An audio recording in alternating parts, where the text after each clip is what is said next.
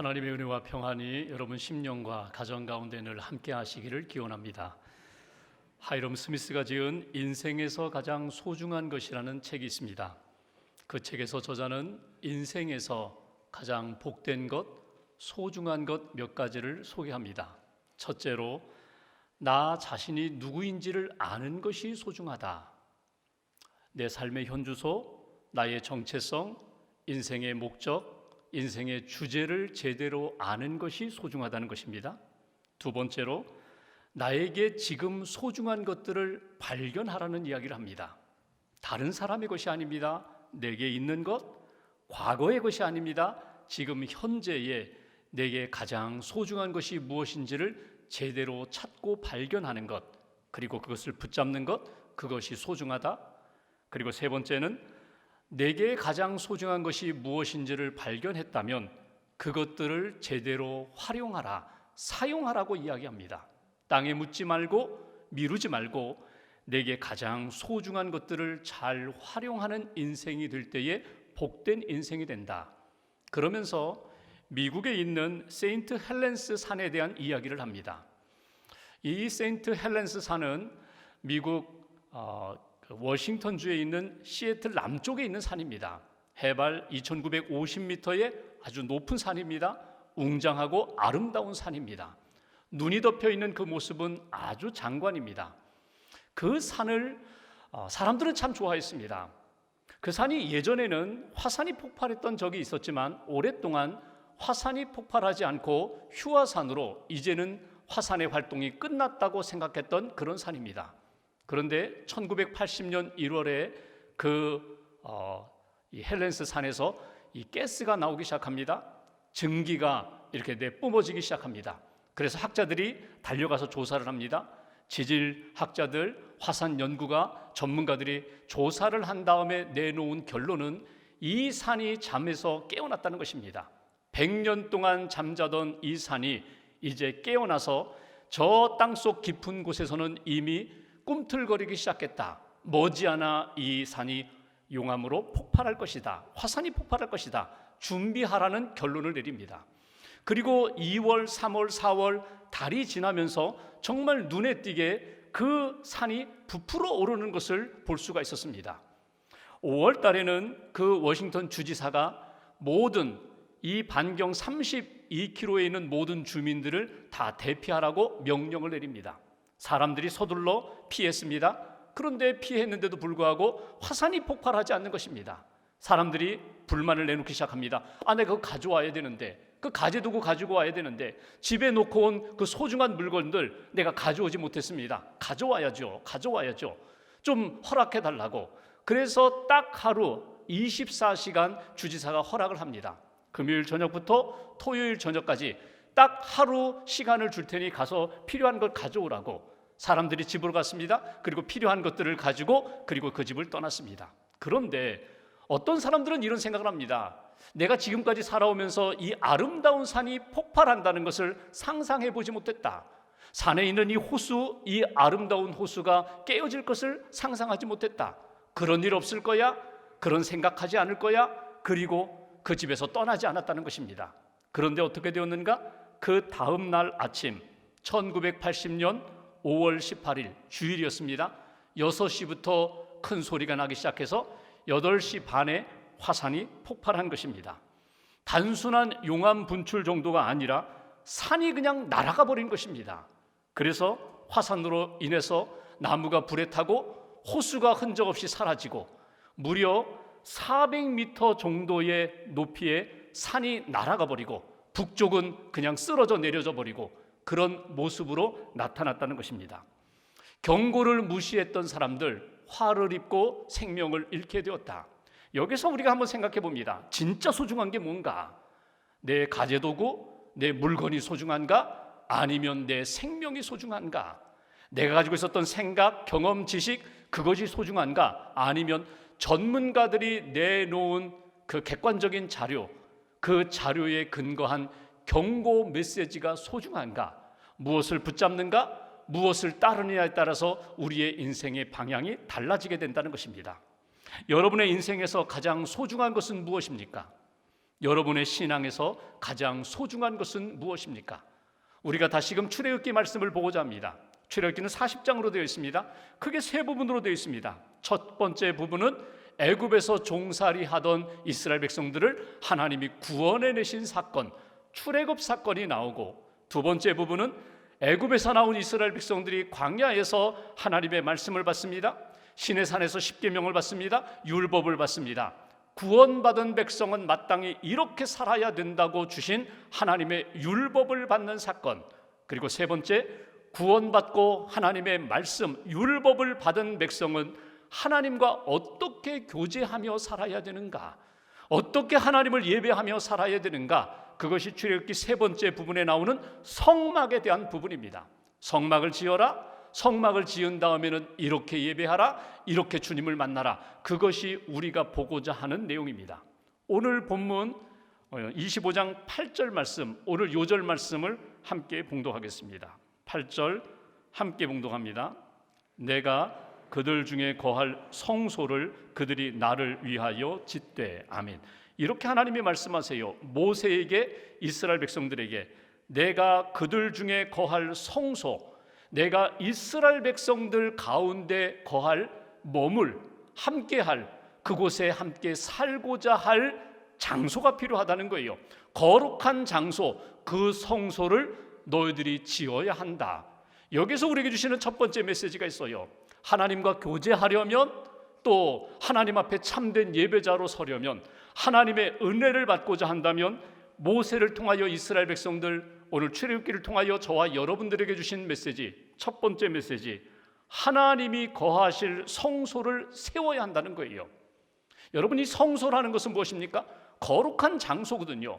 하나님을 만나고 하나님과 함께하고 하나님의 은혜를 받고 말씀을 받고 치유되고 회복될 성소를 지으라, 성소를 세우라, 그것이 주시는 메시지예요.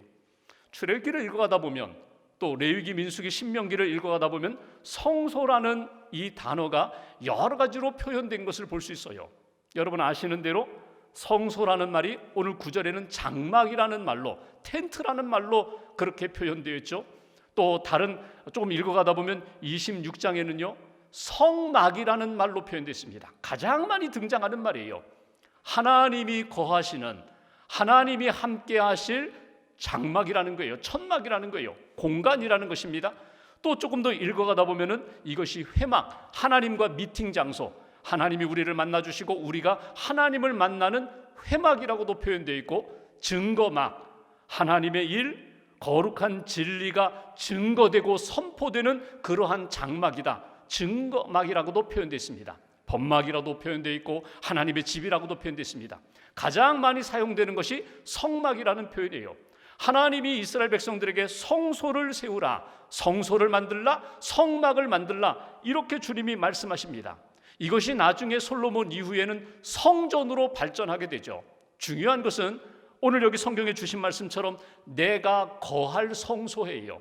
내가 머물 성소, 내가 너희들과 함께 살고자 하는 그 공간을 만들라고 하나님이 그렇게 말씀을 하십니다. 하나님이 오시겠다는 거예요. 하나님이 구체적으로 이스라엘 백성들 가운데 오시겠다는 거예요. 오셔서 너희들과 함께 하겠다, 너희들과 교제하겠다. 여러분, 성소의 원형은 어디에 있을까? 성소의 기원, 첫 출발의 모습은 어디에 있을까? 창세기에 있습니다. 창세기에 보면은 하나님이 에덴 동산을 지으시고 아담과 하와와 함께 거니는 삶을 사셨어요. 창세기 3장 8절에 보면은 동산에 거니시는 하나님, 이런 표현이 있거든요. 그러니까 아담이, 하와가 하나님과 동행하는 삶을 살았다는 거예요. 이게 성소예요. 하나님이 그들과 함께 하시고 그들과 산책을 하시고 그들과 동행하시는 그 시간, 그 장소, 그런 관계와 교제의 삶이 성소의 삶이라는 거예요. 그런데 여기 거린다는 이 표현이 좀 의역을 한다면 내가 너와 함께 시간을 나누고 싶다, 교제하고 싶다는 거예요.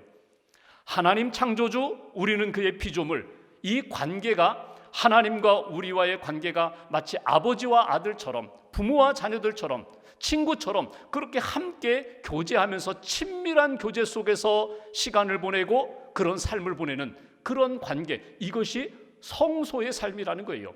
그런데 이 성소가 언제 깨어집니까? 언제 아담과 하와가 에덴 동산에서 쫓겨나게 돼요? 그들이 하나님의 말씀에 불순종하여 선악과를 따먹으면서부터 떠나게 됩니다. 관계가 깨지게 됩니다. 교제가 깨어지게 됩니다. 그들이 어디로 쫓겨나요? 성경을 읽어보시면 에덴 동산 동쪽으로 쫓겨나게 돼요. 에덴 동산 동쪽으로 쫓겨나서 이제는 성소를 잃어버리고 에덴 동산 그 낙원을 잃어버린 그 인류, 아담의 후손들을 향하여 하나님은 늘 마음에 긍휼한 마음을 갖고 계십니다. 저들에게 성소를 회복시켜줘야 되는데, 저들이 다시금 하나님과 교제하는 삶을 살게 해줘야 되는데, 이것이 하나님의 마음이셨다는 것입니다.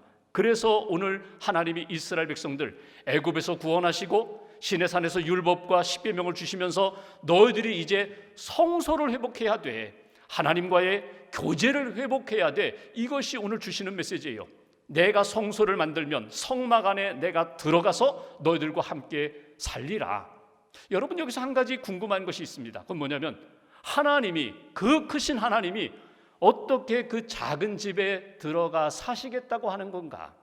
하나님은 창조주 하나님이신데, 우주보다도 더 크신 하나님이신데, 우리 인생과 역사와 이 세상을 초월하시는 능력의 하나님이신데, 그 무한한 하나님이 어떻게 그 작은 집에 들어가 살겠다고 하시는 것인가?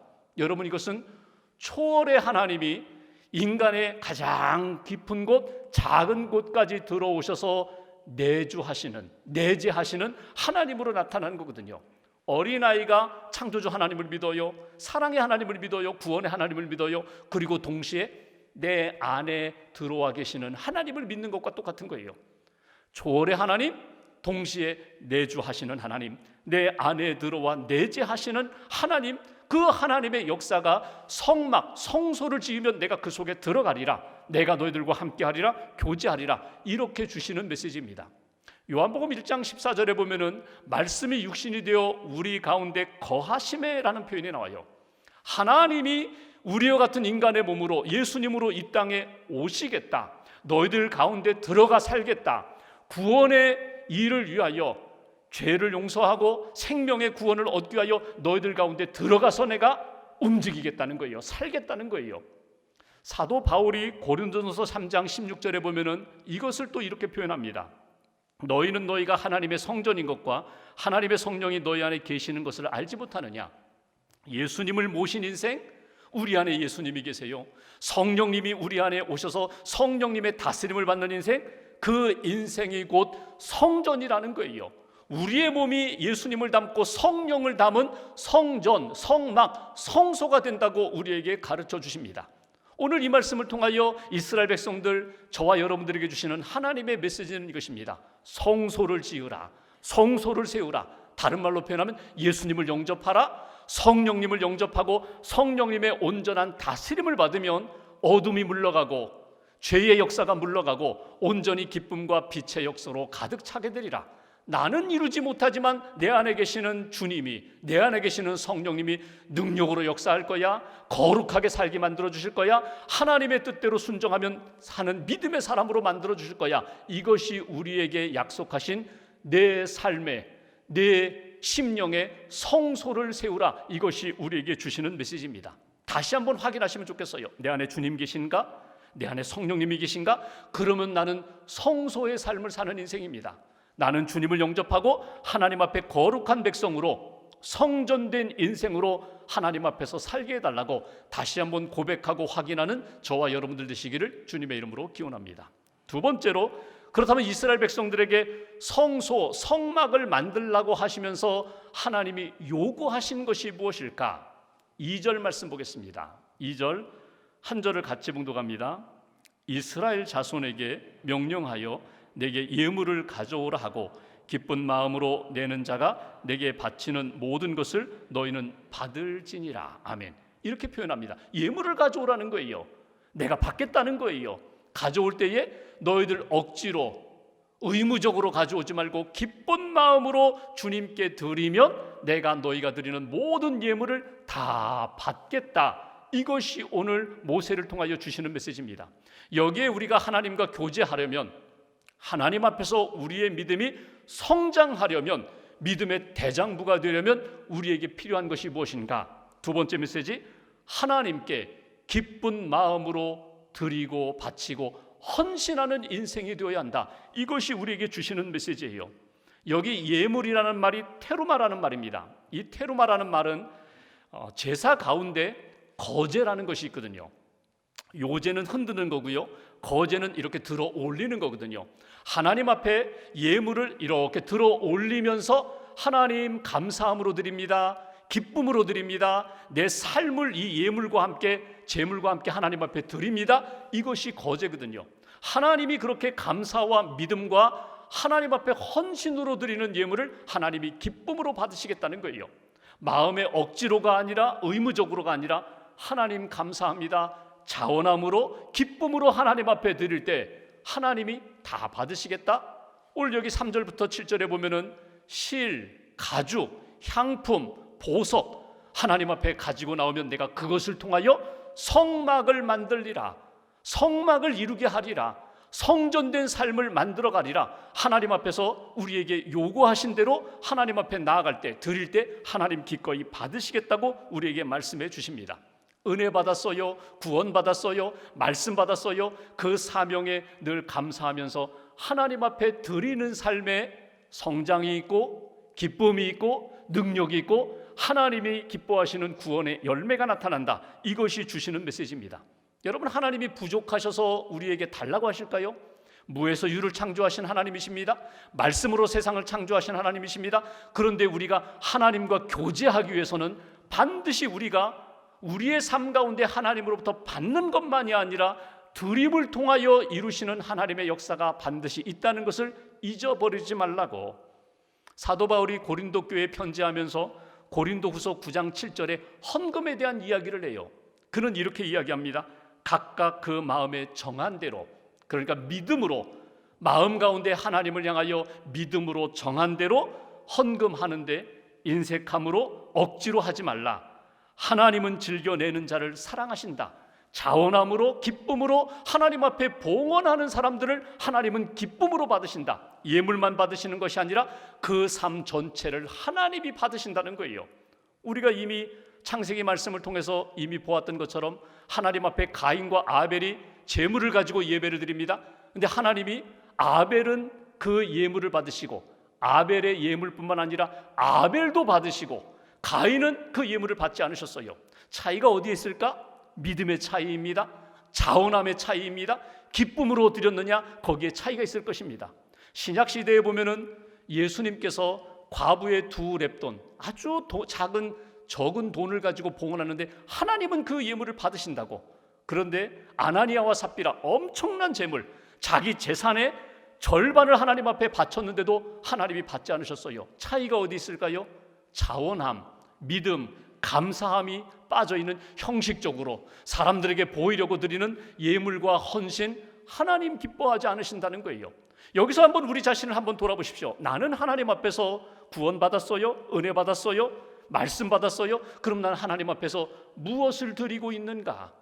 하나님 앞에 드리는 나의 심령은 어떤 상태인가? 하나님이 내 삶 전체를 기쁨으로 받고 계신가? 아니면 여전히 나는 믿음이 성장하지 못하고 마음 가운데 기쁨과 감사와 자원함이 없이 그렇게 형식적으로 신앙생활하고 있지는 않은가?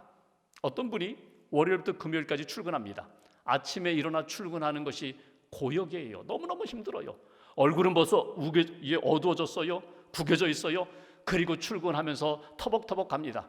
먹고 살려고 내가 일을 한다. 먹고 살려고, 돈 벌려고 내가 출근하는 거야. 힘들게 가요. 그런데 토요일 아침만 되면 아침 새벽부터 일어나요. 동호회 모임을 가는 거거든요. 내가 좋아하는 거, 내가 만나서 함께 어울리고 싶은 사람들, 그 사람들과 만나서 운동을 합니다. 낚시를 갑니다. 등산을 갑니다. 그게 너무너무 좋은 거예요.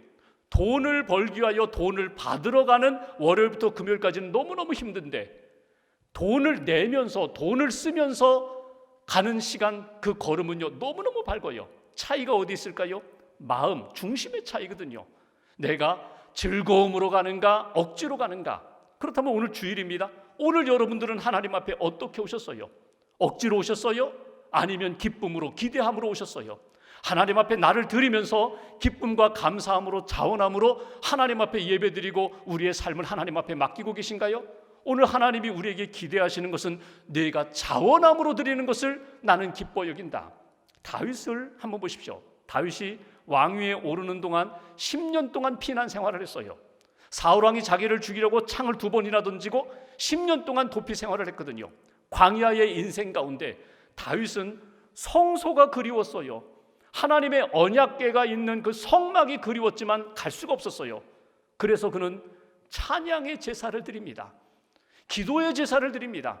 나의 영혼이 잠잠히 하나님만 바라며 공중의 새를 바라보면서 너희들은 좋겠다, 너희들은 마음껏 하나님의 성소에 그렇게 날아갈 수 있으니 너희들은 좋겠다, 성소의 문지기라도 됐으면 좋겠다. 이게 다윗의 영성이거든요.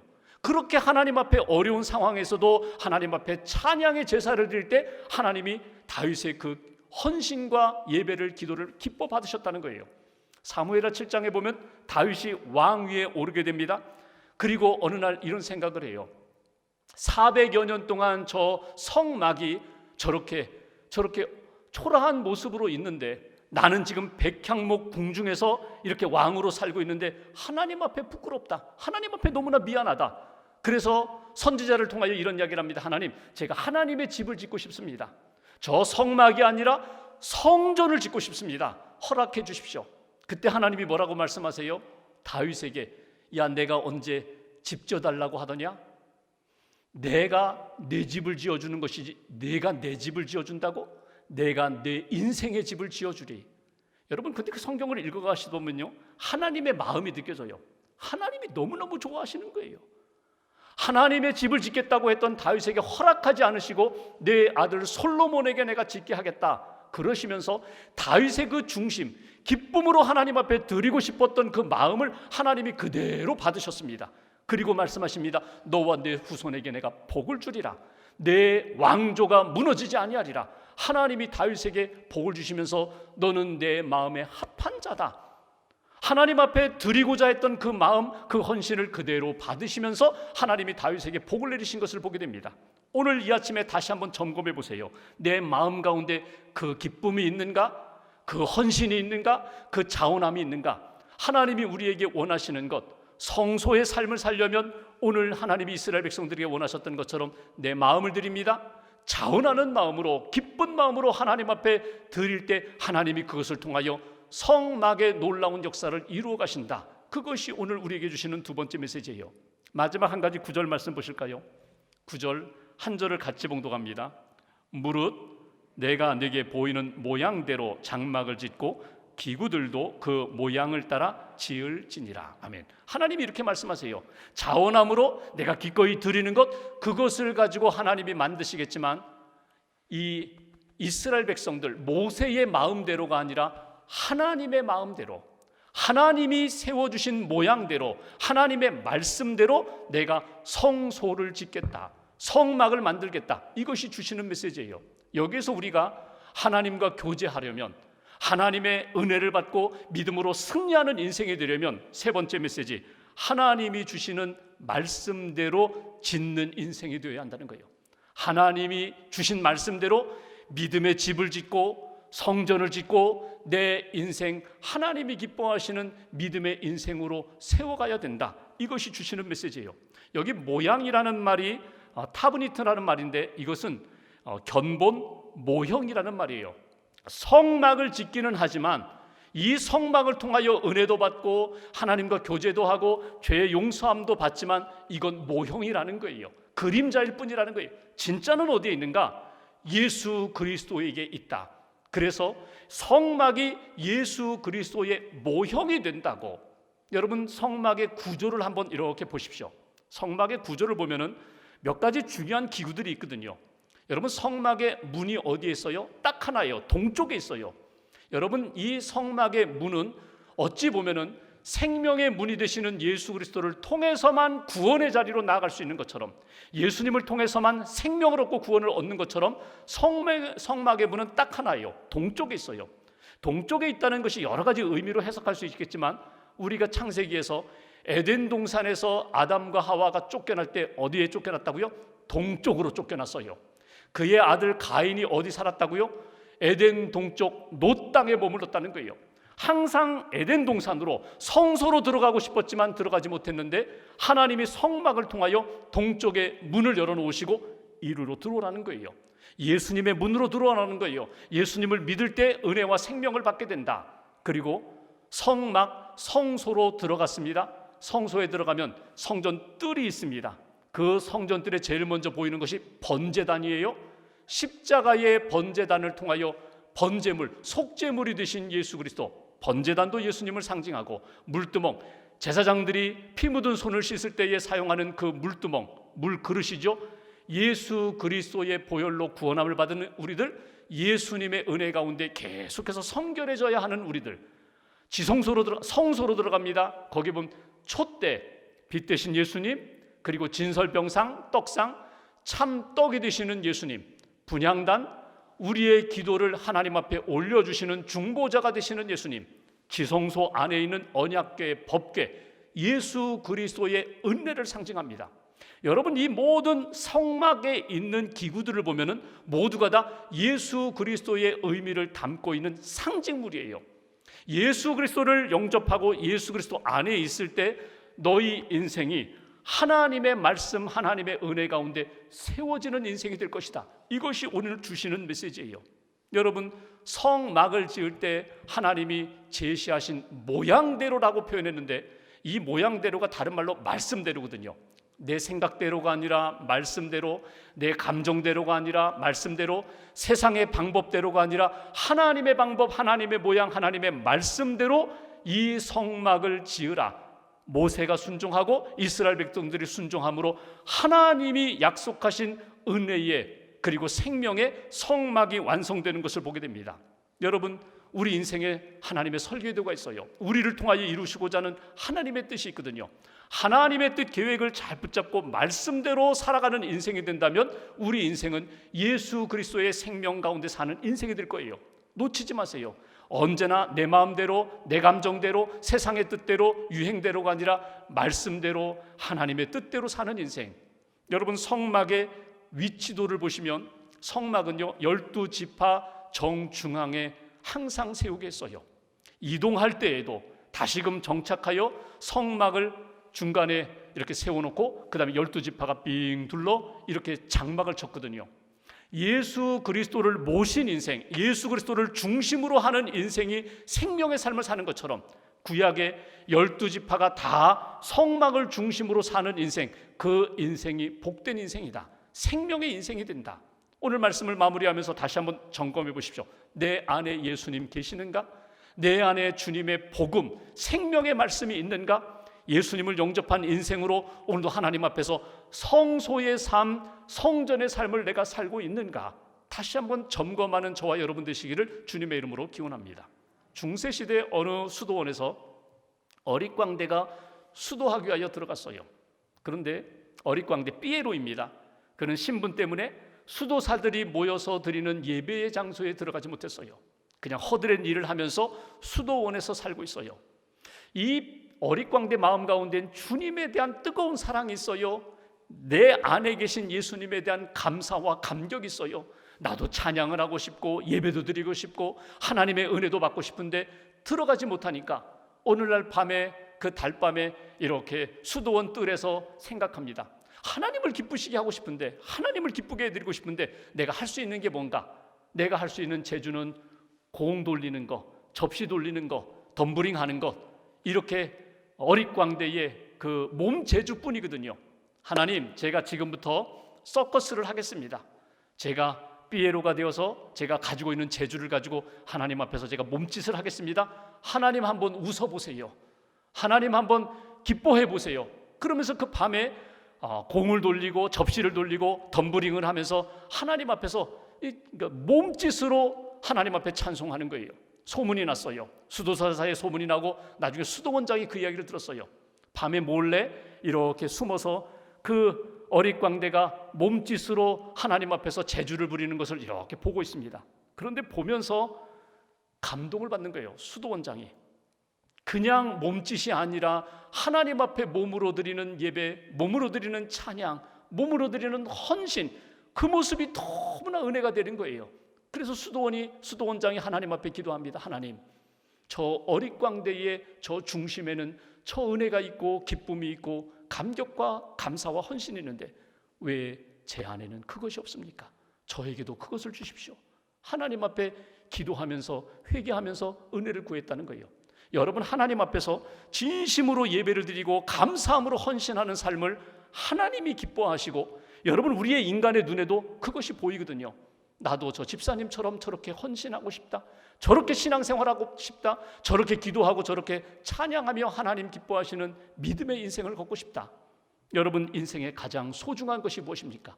신앙의 가장 소중한 것이 무엇입니까? 하나님이 거하실 성소, 성막을 다시 한번 재건하십시오. 하나님 앞에 기쁨으로, 감사함으로, 자원함으로 여러분의 삶을 드리십시오. 하나님의 말씀대로, 세상의 생각이 아니라, 내 감정이 아니라 오직 주의 말씀대로 여러분의 삶을 성전의 삶으로 세워가는 그런 은혜가 있기를 주님의 이름으로 간절히 축원합니다. 기도하겠습니다.